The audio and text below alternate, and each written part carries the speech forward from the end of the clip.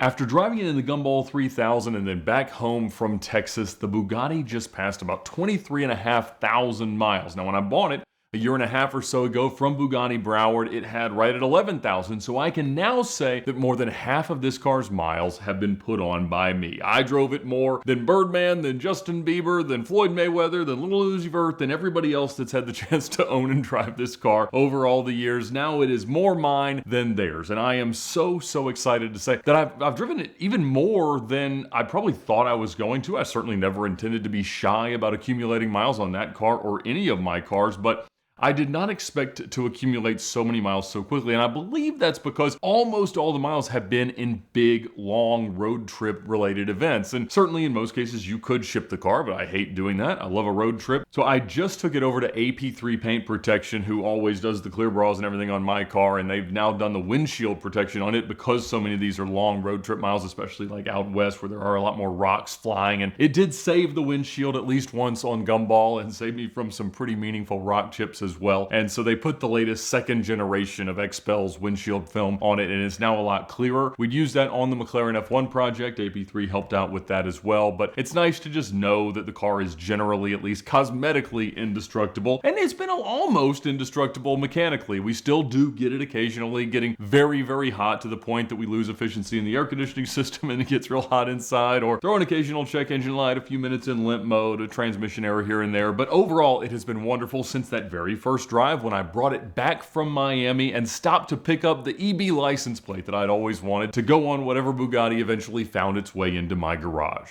Like with all my cars, one of the first things I want to do is have Larry from Winning Automotive Photography take some great pictures of it. He happened to be in Miami around the time that I was taking delivery of it, so we took some pictures down there, took some once it got back to Atlanta, and those are some of my favorite car pictures that he has ever taken, obviously, because it's my Bugatti.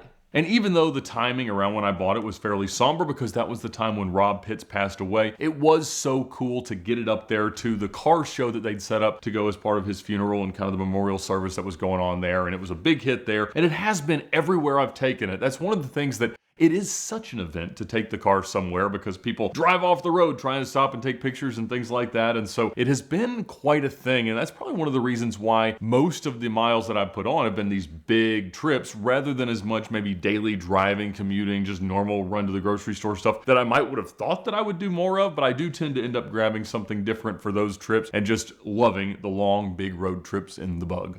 We got to take it to ASW for the VINwiki launch, and it was a big hit there. Lots of great photos. And then it went on to start winning car shows. It was the People's Choice winner at Festival of Speed, and it also won its class at the Hilton Head Concours. Both of those are great events that I've been to many times, and I'm certainly excited to go back. But being able to take like my Bugatti to a car show like that is really one of those pinch yourself moments where just really the overwhelming feeling is just gratitude to everyone who has watched our videos, the sponsors that have supported us, certainly Premier Financial Services for helping to make it all possible. I'm so grateful to have this opportunity to combine this love of cars with the chance to make great content, immortalize other people's car stories, and do what we do here at VINwiki. And of course, many of you supported by buying a model of the cars. I found a place that had made 799 of these identical replicas to my exact car, as well as a few other different Veyron variants. And so we sold those autographed through the store. I think there might be a few left, but that was a really cool thing and a great kind of memento of the Veyron making its way into the VINwiki garage.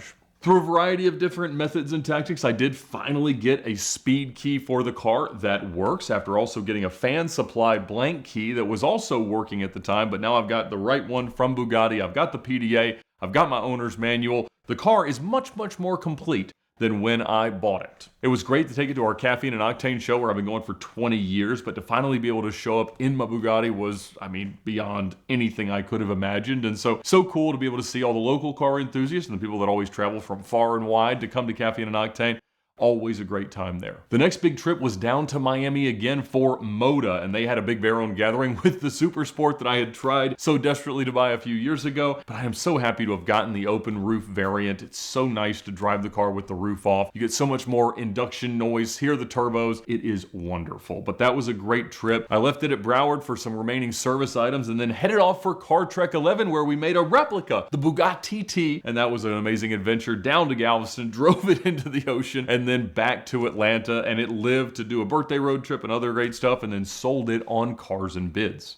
That was around the point where my then, I don't know, 8, 9-year-old Michelin Pax tires were very well spent, and so the guys from DDE were in town. So we did some send-off donuts in the car that got me in a little bit of trouble, but as I've seen more recently, they have totally reseal coated that parking lot, so they have no more bother with me. But that was a great send-off for the tires, and then I had no idea what to expect in putting the cheap Chinese replica wheels on it. We eventually went on to do a lot of very comprehensive testing on those wheels, but it has been perfect. They are a little bit wider, so you have to be a little bit more careful. I guess in theory, it could come into contact with the control arm if you were under full lock. That's at least what the guys at Bugatti Technical Services have told me, but so far it has been great. I've taken the thing all the way up to 200 miles an hour on the runway with the Supercar Owners Circle group. I drove a little bit more sparingly in terms of miles before we put the new tires on it, but the Chiron spec tires on the cheap Chinese wheels have done just fine for the lion's share of the, I don't know, 13,000 or so miles that I put on the car.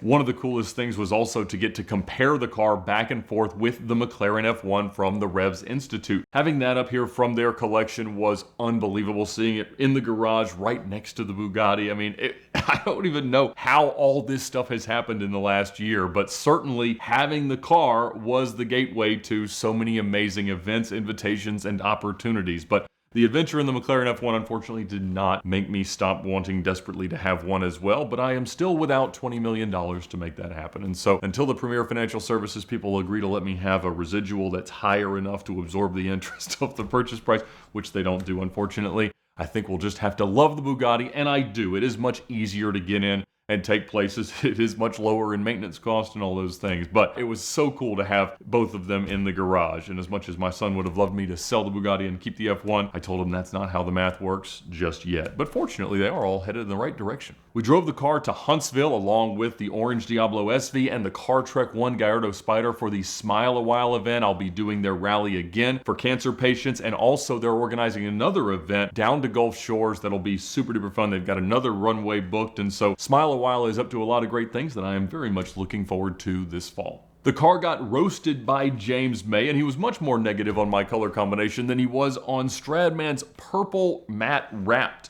version of his car, but I'll accept that. Anytime I get to be talked about by James May or the Top Gear boys, that is the biggest of honors, and so loved that. And then went on to Vegas for the Las Vegas Concours and their 20th anniversary of the Bugatti Veyron celebration. A record crowd of Bugattis and all sorts of different amazing cars. That was awesome. And it is, I guess, one of the only couple times that the car's been on a truck since I bought it, because we did have to ship it out there, but I drove it home and had a great adventure, about 2,000 miles in the car, a lot of quiet windshield time, and just really enjoying some miles. Now, one of them I didn't enjoy quite as much because I got a very, very bad ticket, which I guess is a story I haven't really told yet. But fortunately, the ticket clinic was able to resolve that one, and all is okay. My driving record is still intact. Shortly after that, my wife and I got to go on the Cash and Rocket Rally, an all-women's rally, because they wanted all red cars, and my crazy red car was the perfect kind of front runner for most of those parades and packs.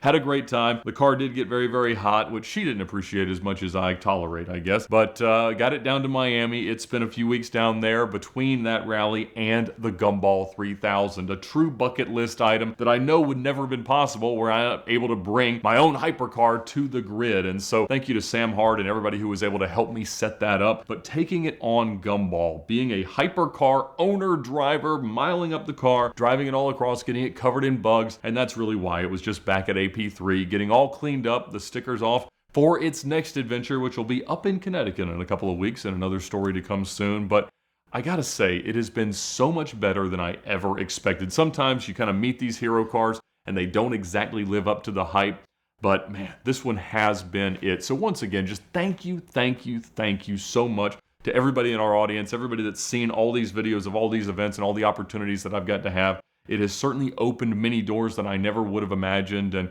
had quite an impact on me, on the channel, all these things. And so again, just thank you so much for all that you do to make this possible. This is not a normal VINwiki car story, but I just wanted to express that gratitude and kind of talk about the idea that, man, even looking back on it, I cannot believe I've had this many great opportunities to put miles on that car. And of course, all this is made possible by our sponsors as well. And Auto Tempest is a sponsor of VINwiki content this month.